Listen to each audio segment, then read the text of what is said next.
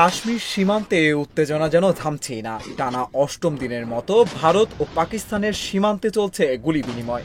গত 22 এপ্রিল কাশ্মীরের পেহেলগামে ভয়াবহ বন্দুক হামলার পর থেকেই প্রতিবেশী দুই দেশের সীমান্ত অস্থিতিশীল হয়ে উঠতে শুরু করে।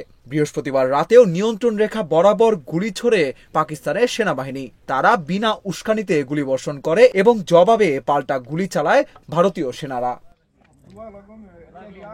জম্মু ও কাশ্মীরের কুপওয়ারা, বারামুল্লা, পুঞ্চ, নওশেরা ও আখনুর এই এলাকাগুলোর সীমান্ত পোস্টে ছোট অস্ত্র দিয়ে গুলি চালানো হয়। তবে এই ঘটনায় কোনো হতাহতের খবর পাওয়া যায়নি। 24 এপ্রিল ভারত সিন্ধু জল চুক্তি স্থগিত করার পর থেকেই পরিস্থিতি আবারও উত্তপ্ত হয়ে ওঠে।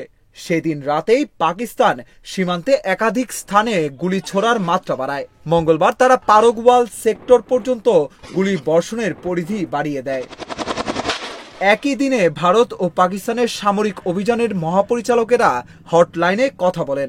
ভারতের পক্ষ থেকে পাকিস্তানকে কড়া বার্তা দেওয়া হয়, বিনা উস্কানিতে গুলি চালালে তার জবাব দেওয়া হবে।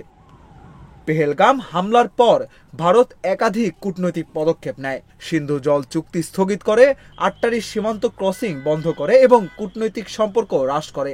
প্রতিক্রিয়ায় পাকিস্তান ভারতীয় বিমানের জন্য তার আকাশসীমা বন্ধ করে দেয় এবং তৃতীয় দেশের মাধ্যমে ভারতের সঙ্গে বাণিজ্য স্থগিত করে। তারা ভারতের জল প্রবাহ বন্ধ করার সিদ্ধান্তকে যুদ্ধের পদক্ষেপ হিসেবেও আখ্যা দিয়েছে।